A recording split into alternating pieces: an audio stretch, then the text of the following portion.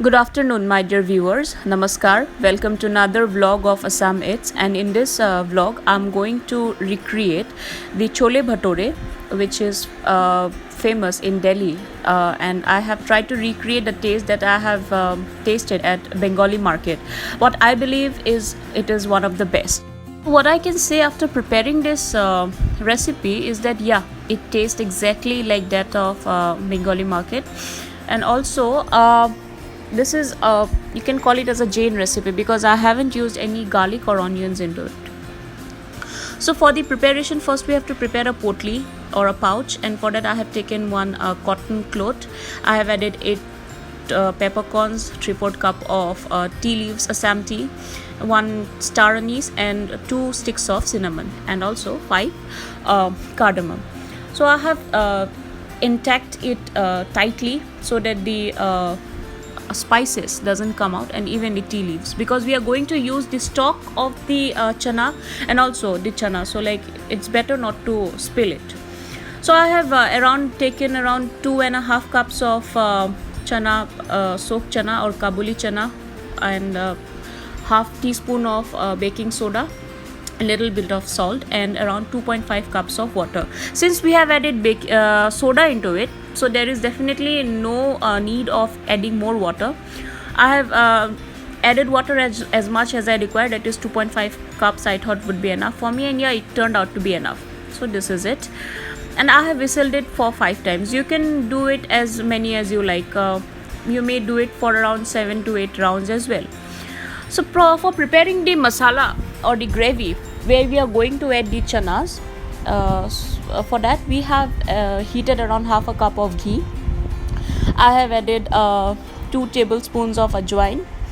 I have added chopped ginger into it, and then I am going to saute for a little while.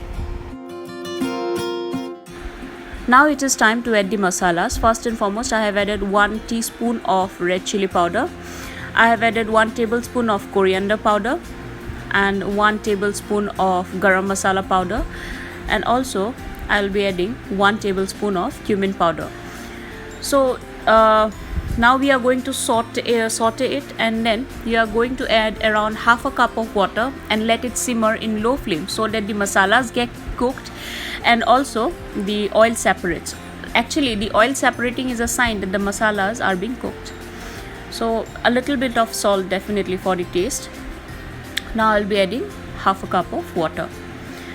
So when you add water, when you add masalas directly into the oil, when you add water and cook it, you will not feel the the granules of the masala while having the like whatever dish you cook.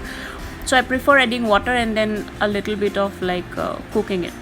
Now I'll be adding tomato puree into it. 2 tomatoes would be enough, and then I'll be cooking it for 5 minutes. Now I have taken out my boiled chana into a bowl, and I have removed the potli or the pouch, and see the chanas are perfectly cooked. Now you can see in the video that they all have separated, and it looks perfect to add the chanas. So I have adding the chanas. If you want, you can separate the water before adding the chana, and after that you can add the chana, because I have added all together, because anyway we have to add the water into it, and we have to stock the water.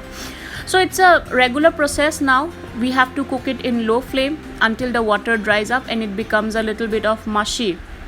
So you can see I have you can see in the later part that it have not become mushy as I expected it to be. So what I did, I just crushed a few chanas to add into the consistency, like how we can find the chanas while we eat chole bhature in Delhi, right?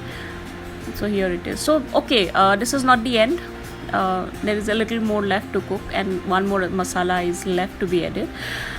To add into the tanginess, I haven't had any amchur powder or any sort of khattapan or something in my house. So I have added 1 teaspoon of chaat masala, and I just can't believe that it is perfect. Let's begin the recipe how to prepare the bhature. Let's see. So I've taken 1.5 cups of maida and 3/4 cups of suji. It will add into the crispiness of the bhature. Half cup of yogurt. It will add into the fluffiness and the like softy thing, like softiness of the dough. I have done 3 tablespoon of oil, 1 teaspoon of baking soda, and have kneaded it. So like since we are adding oil and yogurt into the maida, so like there will be a very less requirement of water. I have used around the amount of water which I have used, if I have to give the measurement of it, 3 to 5 tablespoons of water would be enough. So we don't have to make it a very stiff dough. A medium like soft dough would be good enough. And after the dough is kneaded, we have to rest it for around 10 minutes, or like we can prepare like until we prepare the bhature. So for frying the bhature, there is definitely no any other option left other than frying the bhature.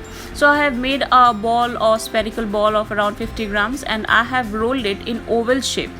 You can see I am not good in rolling like bhatures or roti or lucy in a perfect round, but anyway I have tried to make it into a oval shape thing, because the bhatures available in the Bengali market is always of oval shape. So that's it. Now we are going to fry it, and you just see how it turns out to be, like, you know, fluffy and like, you know, yum and soft and tasty. So this is it. This is how I have prepared it. So here is the bhature for you.